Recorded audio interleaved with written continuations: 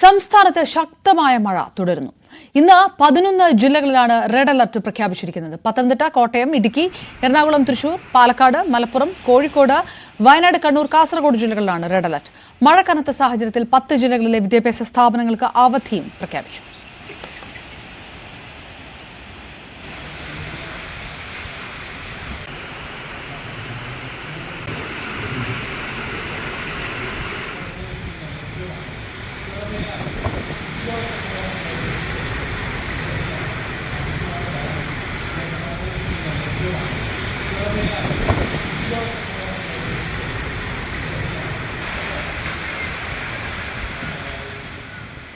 തിരുവനന്തപുരത്തെ മലയോര തീരദേശ മേഖലകളിലും മഴ ശക്തമായി പെയ്യുന്നു.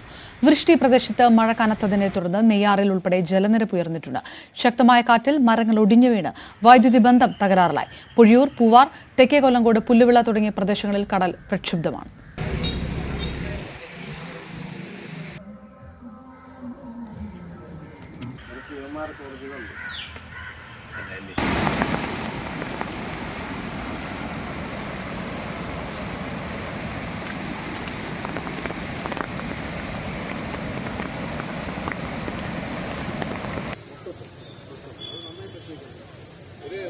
കൊല്ലം ജില്ലയുടെ കിഴക്കൻ മലയോര മേഖലകളിലും മഴ ശക്തമാണ്. പത്തനാപുരം, പുന്നല, കടശ്ശേരി, കറവൂർ, ചെമ്പനരുവി, അച്ഛൻകോവിൽ എന്നിവിടങ്ങളിൽ മഴ നാശം വിതച്ചു. കുളത്തൂപ്പുഴയിൽ വ്യാപക വെള്ളക്കെട്ടാണ്. ആര്യങ്കാവ് പാലരുവിയിൽ ഓടിക്കൊണ്ടിരുന്ന KSRTC ബസിന് മുകളിൽ മരം വീണു.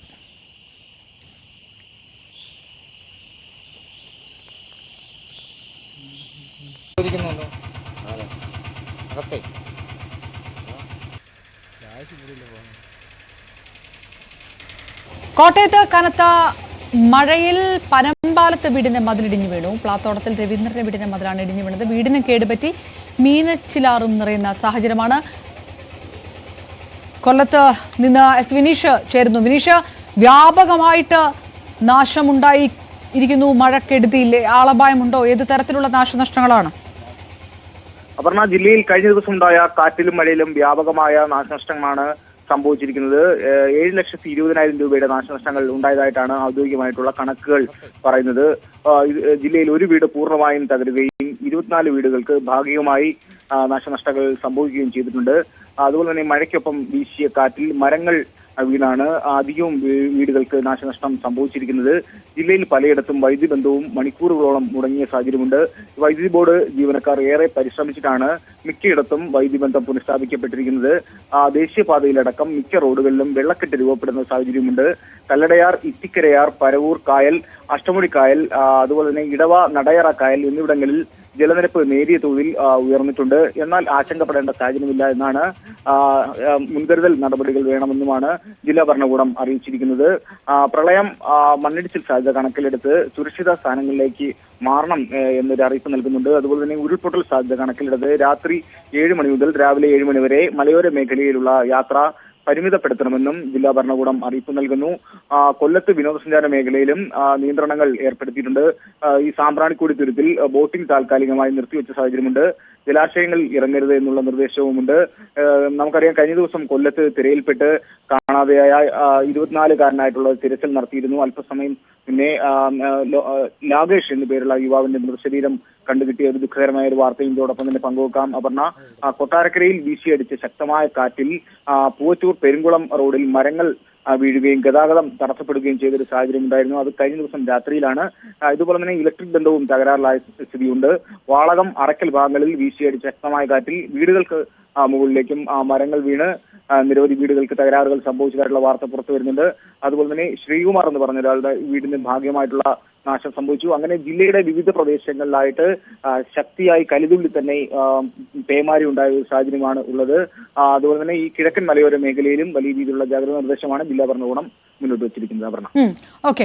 S വിനേഷ് വിവരങ്ങൾ നൽകുമ്പോൾ ശശിനാരായണൻ കൂടി ചേരുന്നു പത്തനംതിട്ടയിൽ നിന്ന്. പത്തനംതിട്ടയിലെ സ്ഥിതി എന്താണ് ശശിനാരായണൻ? ഏതെങ്കിലും ഈ തീരങ്ങളിലൊക്കെ, പുഴയുടെ തീരങ്ങളിലൊക്കെ ജലനിരപ്പ് ഉയർന്ന ഒരു സാഹചര്യമൊക്കെ ഉണ്ടോ? ആൾക്കാരെ മാറ്റിപ്പാർപ്പിക്കേണ്ടതൊക്കെ എന്തെങ്കിലും സ്ഥിതികൾ ആ ഭാഗത്തുണ്ടോ? പിന്നെ പത്തനംതിട്ട ജില്ലയിലെ മഴ തുടരുകയാണ്. മലയോര മേഖലയിലാണ് മഴ ശക്തമായിട്ടുള്ളത്. പക്ഷേ ആശങ്കപ്പെടേണ്ട സാഹചര്യം നിലവിലില്ലെന്നാണ് ജില്ലാ ഭരണകൂടം വ്യക്തമാക്കിയിരിക്കുന്നത്. ഇന്ന് റെഡ് അലർട്ടാണ് ജില്ലയിൽ പ്രഖ്യാപിച്ചിട്ടുള്ളത്. അതുകൊണ്ട് തന്നെ ജാഗ്രത തുടരുകയാണ്. നിലവിലത്തെ സാഹചര്യത്തിൽ താഴ്ന്ന പ്രദേശങ്ങളിൽ താമസിക്കുന്ന ആളുകൾക്കാണ്, അത് പ്രത്യേകിച്ച് പമ്പ അച്ചങ്കോൾ നദികളുടെ തീരങ്ങളിൽ താമസിക്കുന്ന ആളുകൾക്ക് ഒരു മുൻഗണന നൽകിയിട്ടുണ്ട്.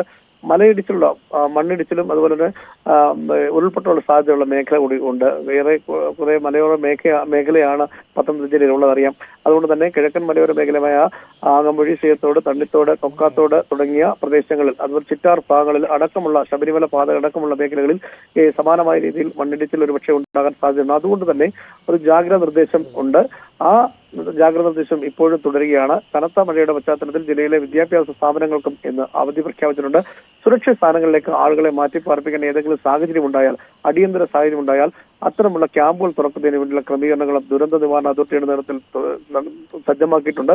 ഒപ്പം 30ഓളം വീടുകൾ ഇന്നലെയും ഇന്നുമായി പെയ്ത കനത്ത മഴയുടെ ഭാഗമായി മരം ഒടിഞ്ഞു വീണ് 30ഓളം വീടുകൾക്ക് കേടുപാടുകൾ ഭാഗികമായി സംഭവിച്ചിട്ടുണ്ട്. ഇലക്ട്രിക് പോസ്റ്റുകൾ 130ഓളം ഇലക്ട്രിക് പോസ്റ്റുകളാണ് വിവിധ സ്ഥലങ്ങളിൽ കാറ്റിൽ ഒടിഞ്ഞു വീണ് വൈദ്യുതി തടസ്സം ഉണ്ടായിട്ടുള്ള. വൈദ്യുതി വകുപ്പിനും അത്തരത്തിൽ നഷ്ടങ്ങളുണ്ട്. ഏകദേശം 18 ലക്ഷത്തോളം രൂപയുടെ നഷ്ടം ഈ ഇന്നലെയും ഇന്നുമായി ഉണ്ടായെന്നുള്ളതാണ് കണക്കുകൾ പുറത്തുവരുന്നത്.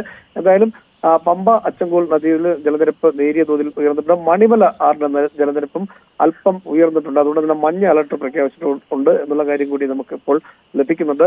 ജില്ലയിലെ മലയോര മേഖലയിലേക്കുള്ള യാത്രകളെല്ലാം നിരോധിച്ചിട്ടുണ്ട്. രാത്രികാല യാത്രകൾ പ്രധാനമായും ശബരിമല, ഗവി അടക്കമുള്ള മേഖലകൾ, വിനോദസഞ്ചാര മേഖലകളിലേക്ക് കുട്ടവഞ്ചി സവാരി കേന്ദ്രത്തിനെല്ലാം നിയന്ത്രണം ഏർപ്പെടുത്തിയിട്ടുണ്ട്. രാത്രികാല യാത്രകൾക്ക് കർശന നിരോധനമാണ് ഏർപ്പെടുത്തിയിരിക്കുന്നത്. 28-ാം തീയതി വരെയാണ് ഈ നിയന്ത്രണം തുടരുക. കോറികളുടെ പ്രവർത്തനം ഈ മഴയുടെ പശ്ചാത്തലത്തിൽ നിർത്തിവെച്ചിട്ടുണ്ട്.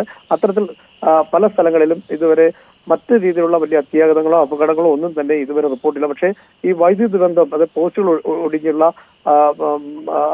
വൈദ്യുതി തടസ്സവും ഒപ്പം മരങ്ങൾ കടപുഴകി വീണുള്ള വീടുകൾ മറ്റുമൊക്കെ ഭാഗികമായ കേടുപാടുകൾ മാത്രമാണ് ഇതുവരെ സംഭവിച്ചിട്ടുള്ളത്. മറ്റ് അത്യാഘാതങ്ങളോ മറ്റു കാര്യങ്ങളോ ഒന്നും തന്നെ ഇതുവരെ ജില്ലയിൽ നിന്ന് റിപ്പോർട്ട് ചെയ്തിട്ടില്ല. എന്തായാലും മഴ ഇപ്പോഴും പല സ്ഥലങ്ങളിലും ജില്ലയിലെ വിവിധ മേഖലകളിൽ തുടരുന്നു. ആശങ്കപ്പെടേണ്ട സാഹചര്യമില്ലെന്നാണ് ജില്ലാ ഭരണകൂടം വ്യക്തമാക്കുന്നത്.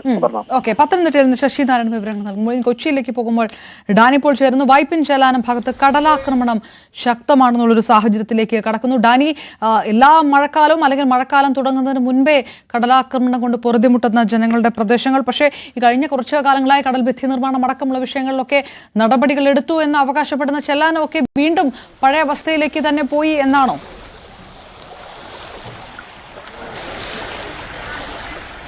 അപർണ, ചെല്ലാനത്തേക്ക് കണ്ണമാലിലേക്കെല്ലാം വരുമ്പോഴുള്ളൊരു ദൃശ്യങ്ങളാണ് ഈ കാണുന്നത്. ഇത് കടൽഭിത്തി ഇല്ലാത്ത ഇടങ്ങളിലേക്ക് അല്ലെങ്കിൽ ആ ഭാഗങ്ങളിൽ വലിയ രീതിയിലുള്ള വേലിയേറ്റമാണ് അനുഭവപ്പെടുന്നത്.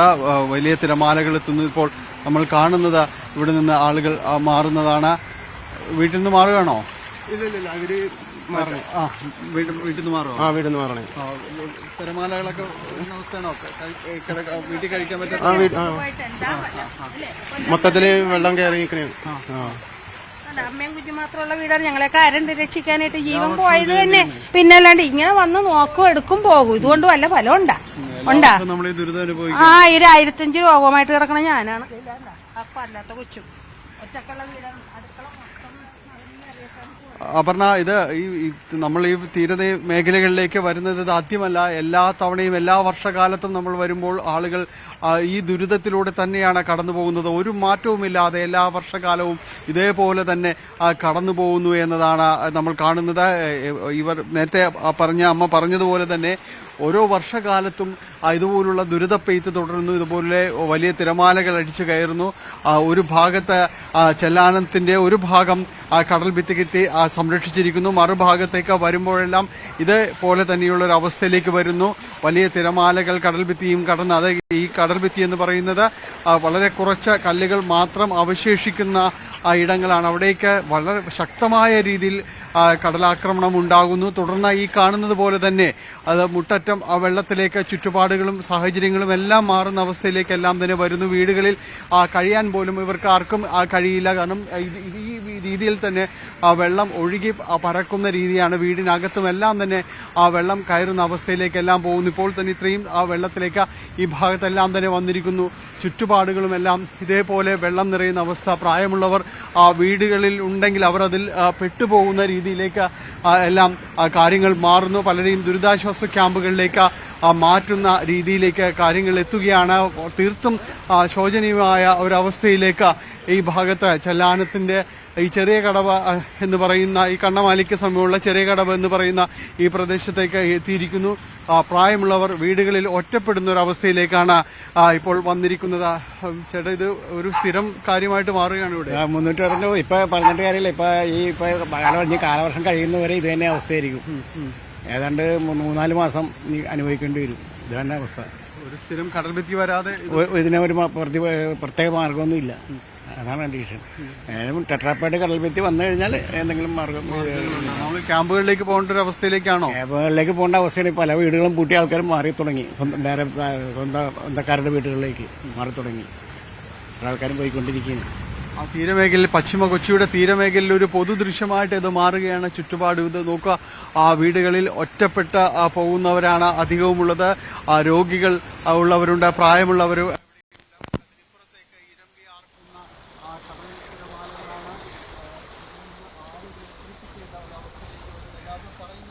ഡാനിപ്പോൾ വിവരം നൽകുന്നത് കണ്ണമ്മാലി ഭാഗത്തു നിന്നാണ്. സ്ഥിരം വർഷങ്ങളിലുള്ള കാഴ്ച തന്നെ വീണ്ടും നടക്കുന്നു. കടൽഭിത്തിയില്ലാത്ത സ്ഥലത്തൊക്കെ വലിയ തരത്തിൽ വീടുകളിലേക്ക് വെള്ളം കയറുന്ന അവസ്ഥയാണ്. ജനങ്ങളുടെ പ്രതിഷേധവും സ്വാഭാവികമായിട്ട് ഉയരുന്ന സാഹചര്യം.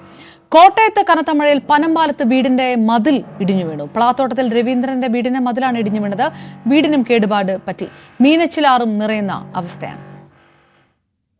ജി ശ്രീജിത്ത് ചേരുന്നു. ശ്രീജിത്ത്, മീനച്ചിലാറിന്റെ തീരത്ത് കൂടുതൽ ജാഗ്രതാ നിർദ്ദേശങ്ങളുണ്ടോ? ഈ വീടിന്റെ മതിൽ ഇടിഞ്ഞു വീണ് ഏത് തരത്തിലുള്ള നാശമാണ് ഉണ്ടായത്?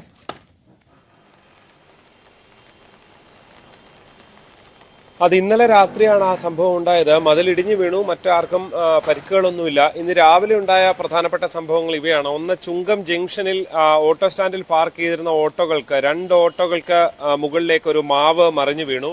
ഇത് ഫയർഫോഴ്സ് ഉദ്യോഗസ്ഥരും നാട്ടുകാരും ചേർന്ന് ഇത് മുറിച്ചു മാറ്റുന്ന കാഴ്ചയാണ് കണ്ടത്. ഒപ്പം തന്നെ ഈസ്റ്റ് പോലീസ് സ്റ്റേഷന് മുന്നിൽ KK റോഡിൽ പോലീസ് സ്റ്റേഷൻ കോമ്പൗണ്ടിൽ നിന്ന് ബദാം മരത്തിന്റെ മുകൾ ഭാഗം ഒടിഞ്ഞു വീണു. അവിടെയും കാര്യമായ പരിക്കുകളൊന്നും ആർക്കുമില്ല.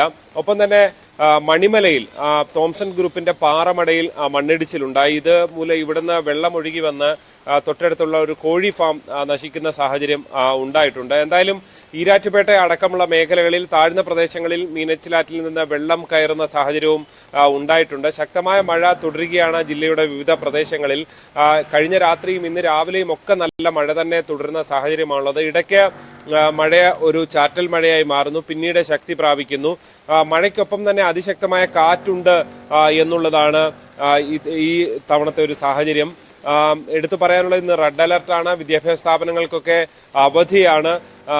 മറ്റ് ഈ അവധി ആയതുകൊണ്ട് തന്നെ പ്രവർത്തിക്കുന്ന അവധിക്കാല ക്ലാസുകൾ പോലുള്ളവയും നിർത്തിവെക്കണമെന്ന് ജില്ലാ കളക്ടർ ഉത്തരവിട്ടിട്ടുണ്ട്.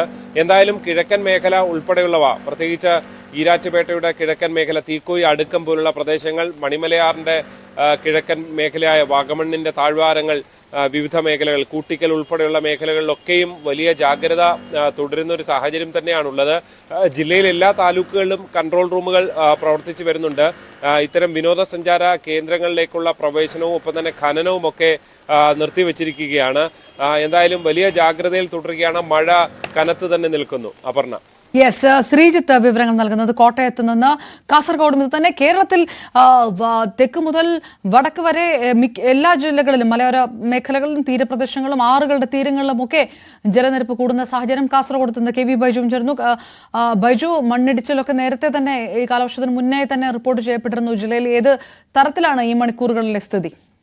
അപർണ, രാത്രി കാലങ്ങളിലാണ് കാസർഗോഡ് ജില്ലയിൽ ശക്തമായ മഴ ലഭിക്കുന്നത്. പകൽ സമയങ്ങളിൽ ഇടവിട്ട് മഴ ഉണ്ടെങ്കിലും രാത്രി കാലങ്ങളിൽ ശക്തമായ മഴയുണ്ട് എന്നതാണ് ഏറ്റവും പ്രധാനം. അതുകൊണ്ട് തന്നെ രാത്രി കാലങ്ങളിലുള്ള അനാവശ്യ യാത്രകൾ ഒഴിവാക്കണമെന്ന് ജില്ലാ ഭരണകൂടം അറിയിച്ചിട്ടുണ്ട്.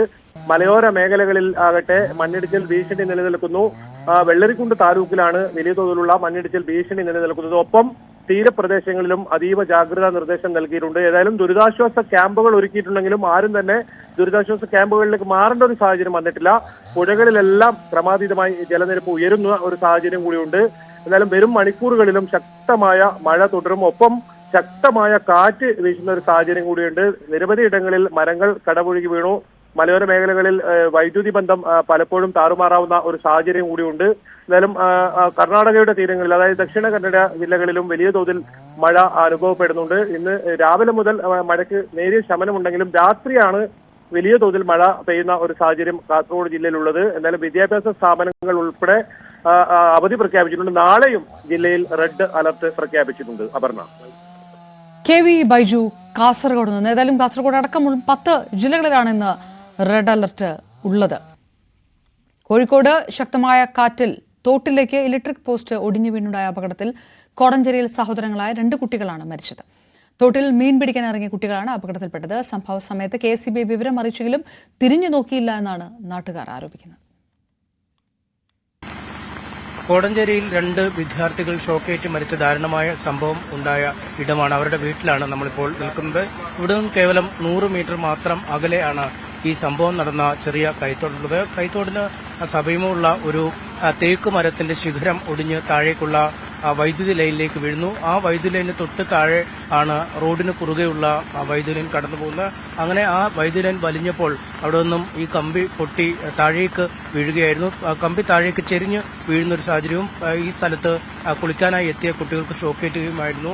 പിന്നീട് മറ്റു കുട്ടികൾ അവിടെ എത്തിയപ്പോഴാണ് വെള്ളത്തിൽ ഷോക്കേറ്റ നിലയിൽ ഈ കുട്ടികളെ കാണുകയും പിന്നീട് അവർ തന്നെ ഫ്യൂസുകൾ വിച്ഛേദിച്ച് കുട്ടികളെ അവിടെ നിന്നും ആശുപത്രിയിലേക്ക് കൊണ്ടുപോയത്. പക്ഷേ ആശുപത്രിയിൽ എത്തിച്ചപ്പോഴേക്കും ജീവൻ നഷ്ടമായ ഒരു സാഹചര്യം തന്നെയാണ്. നമുക്കൊപ്പം 2 പിഞ്ചു കുഞ്ഞുങ്ങളുടെ ദാരുണമായ മരണം ഉണ്ടാക്കിയ അല്ലെങ്കിൽ മരണത്തിനിടയാക്കിയ ചെറിയ കൈത്തോടാണത്.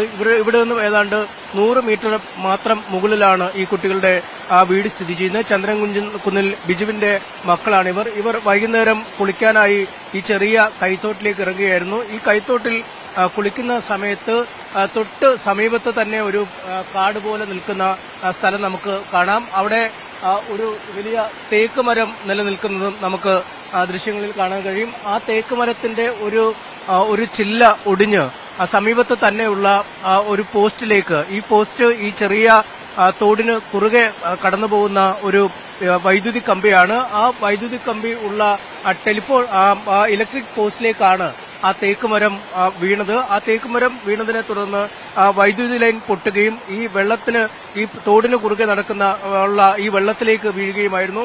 ഇതേ രീതിയിൽ തന്നെ ആവാം ഒരുപക്ഷെ ആ കുട്ടികൾ കുളിച്ചുകൊണ്ടിരുന്നപ്പോൾ ആ വൈദ്യുതി കമ്പി പൊട്ടി ഈ വെള്ളത്തിലേക്ക് വീണത്. തുടർന്ന് വൈദ്യുതി പ്രവാഹം ഉണ്ടാവുകയും കുട്ടികൾ ഷോക്കേറ്റ് മരിക്കുകയുമായിരുന്നു. ഇതിനുശേഷം പിന്നീട് കുട്ടികൾ ഏറെ നേരം ഒരുപക്ഷെ വെള്ളത്തിൽ കടന്നിരിക്കാം എന്നൊരു നിഗമനമാണുള്ളത്.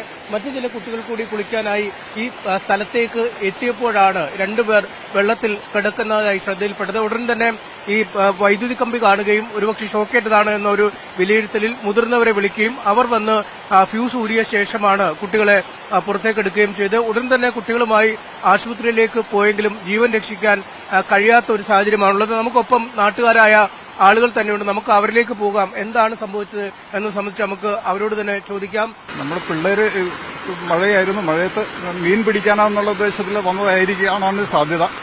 അവരിവിടെ തോട്ടിൽ ചാടി, അപ്പം ലൈൻ പൊട്ടി വീണു. അപ്പോൾ അവർക്ക് അബദ്ധത്തിൽ ഷോക്കേറ്റതാണ്. കൂടെ ആരും ഉണ്ടായിരുന്നില്ലെന്നാണ് പറഞ്ഞത്. പിന്നെ അവർ വന്നപ്പോഴത്തേക്കിനും ഇവിടെ മരണം സംഭവിച്ചു കഴിഞ്ഞു. പിന്നെ കൂടെ ഉണ്ടായിരുന്ന ആൾക്കാർ വന്ന് ഫ്യൂസ് ഊരി ബോഡി എടുത്ത് ഇവിടെ ഒരു പ്രൈവറ്റ് ഹോസ്പിറ്റലുണ്ട്, അവിടെ എത്തിക്കുകയാണ് ഉണ്ടായത്. അന്ന് നല്ല മഴയും നല്ല കാറ്റും ഒക്കെ ഉണ്ടായിരുന്നു. അപ്പം വീട്ടിലാണെങ്കിൽ കറണ്ടൊന്നും ഇല്ലായിരുന്നു. അപ്പോഴാണ് ഒരു കുട്ടി വീട്ടിലേക്ക് വന്നു, ഇങ്ങനെയാണ് കാര്യം പറഞ്ഞു. ഞാൻ അപ്പൊ തന്നെ വണ്ടി എടുത്ത് ചെന്നു. കുട്ടികളാണോ വന്ന കാര്യം പറഞ്ഞത്? വേറൊരു പെങ്കൊച്ചാണ് വന്നത്. അപ്പൊ ഇവിടെ തന്നെ ഉള്ള വീട്ടിലുള്ള തന്നെയാണ്. അപ്പൊ അവര് വന്നു, കരഞ്ഞോണ്ട് വന്നു. തന്നെ വണ്ടി എടുത്ത് വന്നപ്പോഴത്തേക്ക് എല്ലാവരും കൂടെ വന്ന് ഇവിടെ എത്തിച്ചായിരുന്നു. നേരെ വണ്ടിയിലോട്ട് കയറ്റി നേരെ ഹോസ്പിറ്റലിൽ കൊണ്ടുപോയത്. അവരുടെ വീട്ടിലാണ് നമ്മളിപ്പോൾ നിൽക്കുന്നത്.